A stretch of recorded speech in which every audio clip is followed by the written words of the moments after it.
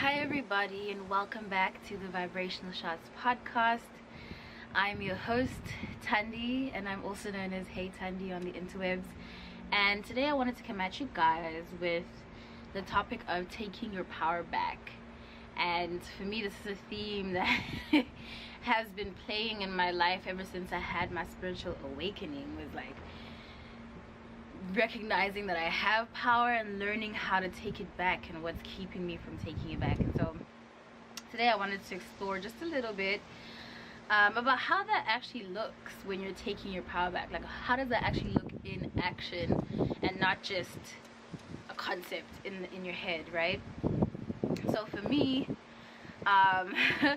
this theme showed up for me this week through the lens of romance and romantic entanglement.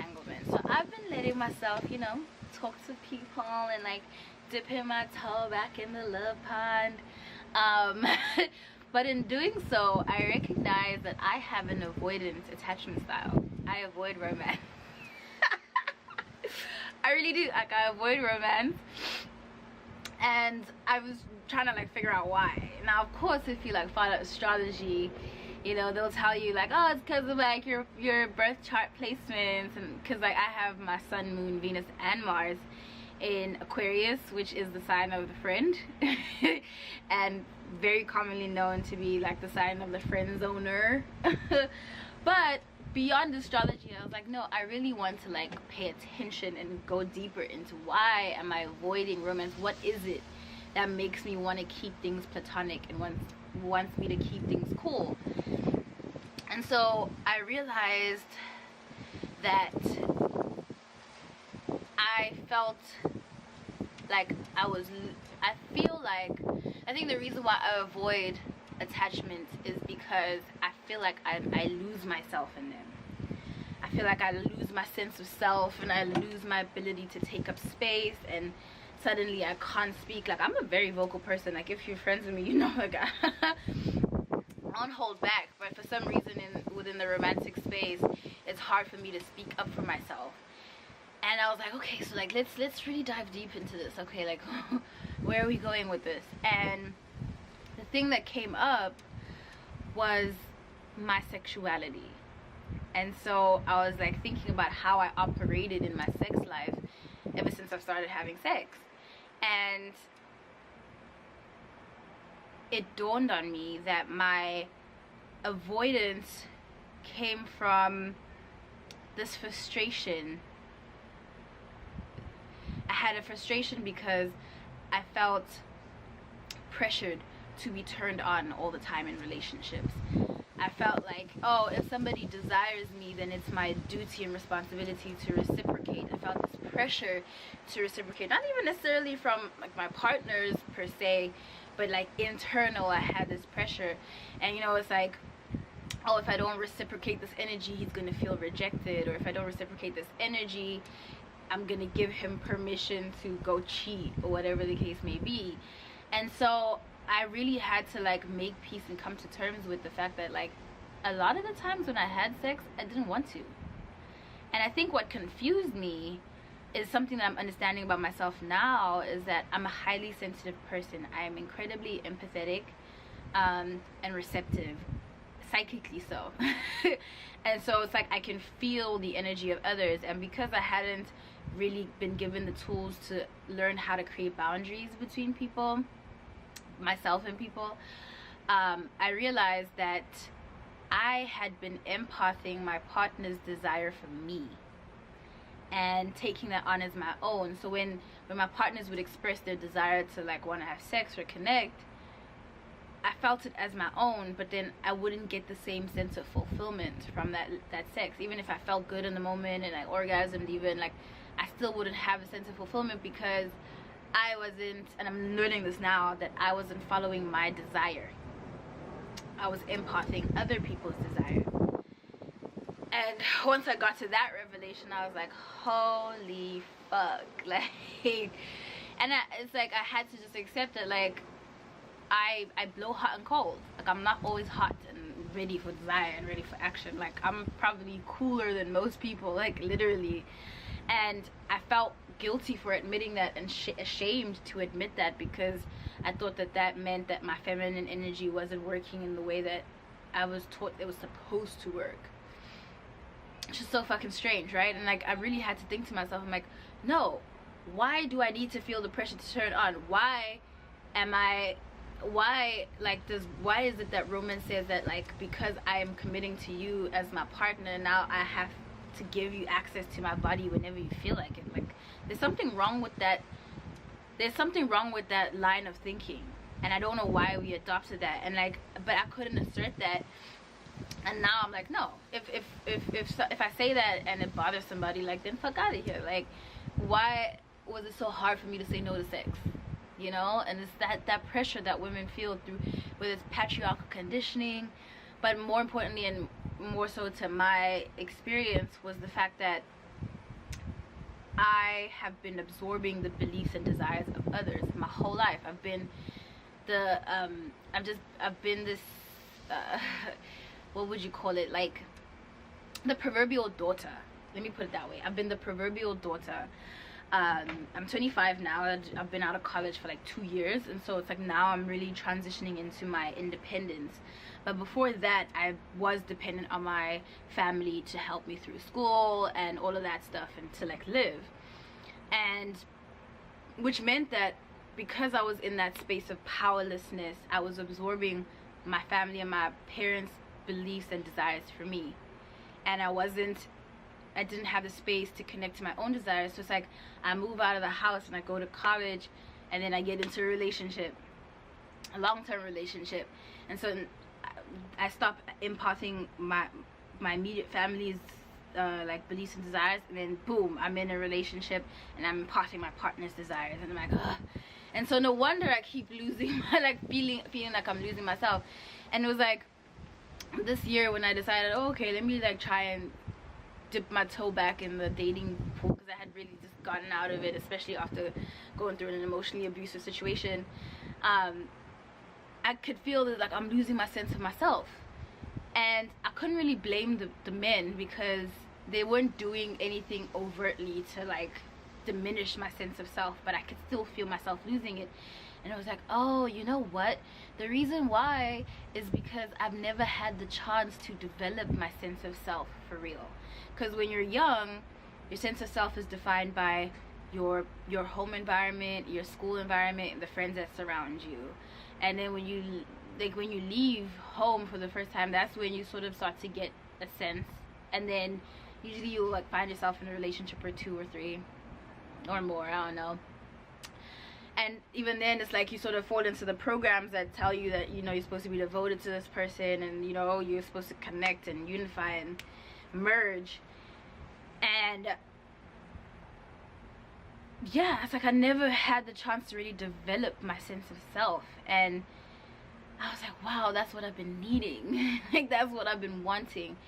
And I feel like that's a part of like what it means to take your power back, is to disconnect from what other people want for you, and to connect to what you want for you and what's showing up for you in your life, and, you know, your yeah. Yeah. Isn't that interesting though? I'm like, yo, like, it's just so crazy being a woman and having to navigate such a messy existence being a woman, you know? So one of the it was so interesting that another part of this topic that sort of like came to me was through me listening to Beachella one morning. So I was like, getting ready for the day, and I'm listening to Beachella, and I'm like, you know, crazy in love, booty pop, booty pop, booty pop, booty pop. And I for a split second, I saw the track list in my mind's eye, and I remember listening to Beyonce in the little doc that she put out, where she was saying that for her, Beachella was her homecoming. She had to come back to herself on the stage, you know, talking about the choreography wanted so much personality, like she had to bring herself back. And I thought about how powerful that intention is, especially after having twins, and that the physical trauma of having twins, and trying to be comfortable back in your body, trying to get back into your body again. And then I looked again at the track list, and I'm like, yo, this track list is showing her in a weird way, even if it was subconscious or conscious, whichever one, but it was like showing in a way her feminine journey, and it's like her songs were like points in her feminine journey that really shifted how she felt about herself and her world. And you know, because when you think about it, there's certain moments in the woman's journey that shifts her perspective.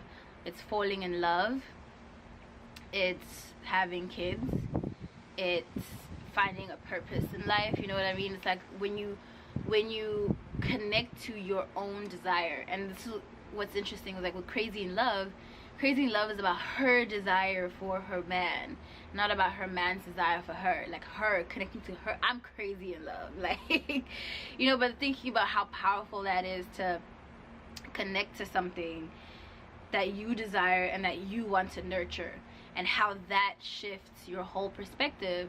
And even I'm thinking about in pop culture right now, Sierra had an interview on the Red Table Talk, and she was like, what made me choose better for myself was the fact that I wasn't alone anymore. I had my son to think about.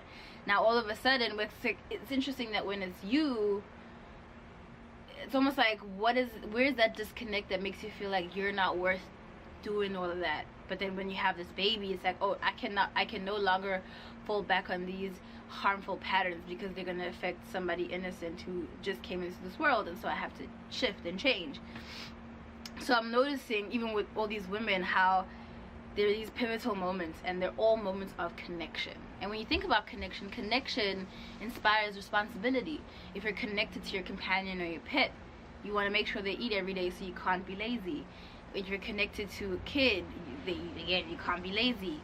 And like I was talking to a sister friend of mine, and I was like, why do I feel like I'm not enough? And I don't mean that in the self-worth sense, at least not in like the regular self-worth sense, but more so of like, why am I not enough to like why do I feel like I can be lazy with myself, essentially? Like, why do I feel like I can skip meals, but I would never do that to a kid, or I'd never do that to my dog? Like what is it about that?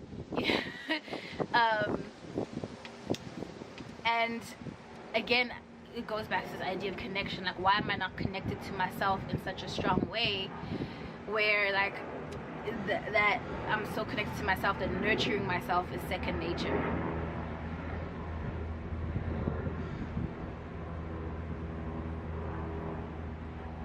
Yeah, and I had to, so I'm sorry about the plane, I had to like wait for it to like go by. Yeah, I had to figure out how to connect to myself in a way that it becomes second nature. And one of the resources that helped me do this was Aisha K. Fiennes' masterclass called The Feminine Odyssey. And in The Feminine Odyssey, she explores the 7 different archetypes, feminine archetypes. And the one that we're studying this week, well, I'm studying this week, is the maiden archetype, because that's one of my dominant archetypes. I'm the lover, the sage, and the maiden. Like, those are like my 3 most dominant archetypes. And it was so crazy that as soon as I started watching her videos, she was literally paralleling everything that I was coming to, just about the journey of the maiden, and how the maiden stays the proverbial daughter until she experiences a deep psychological or physical loss. And it is this journey into the underworld that allows her to mature, and allows her to come back into the world and to harmonize with the earth, and to move into her queen status, because the maiden then moves into queen, which is another feminine archetype. And Aisha, she was like teaching about the maiden archetype, and one thing she said, and this is so fucking crazy how synchronistic life is, because not even 2 hours ago I was on the phone with my sister friend, talking all about like, oh, why don't I feel like I'm enough, blah blah blah, like connection, blah, blah, blah. And then I watched the class, and she says literally the exact same thing about how usually when women have children or whatever, but if you're not gonna have children, it's about connecting to a sense of purpose. And she said, she's like, and I'm paraphrasing, but she says, maidens gain their power when maidens gain their power when they commit to their own survival, when they choose to no longer be codependent on either a relationship or parents or whatever. And she even used the myth of Persephone as an example just to sort of explain that maiden journey, and how, you know, like Persephone, she was kidnapped by Hades, this sort of dark figure, and he takes her into the underworld, and she has to be rescued in order for her to come back. And so it's the idea that as the maiden, you have to stop waiting to be saved, stop waiting for the Prince Charming, find fulfillment by being open and receptive to life, and life will be open and receptive to you. And I'm like, oh my God, hallelujah, you better preach, Aisha. You know, like, I'm like, yes. Like, she was literally speaking my life. And so I was like, oh, okay, I get it, I totally get it. And now I'm like, I understand it. It's really about committing to your survival, and that's literally where I am right now, post-graduation, me moving countries and like sort of transitioning into a new phase of my life, and opportunities opening up to me. And I'm like, okay, this is me taking my power back. This is me taking my power back. Which sort of brings me to the final point that I wanted to make for this topic, which is another thing that really helped me to shift my perspective and really put me in a space of total empowerment. And again, I was talking to my sister friend, but we're talking about something different, but it's gonna relate to what we're talking about. So we're talking about healing, and she was like, we need to stop policing how people unpack their shit.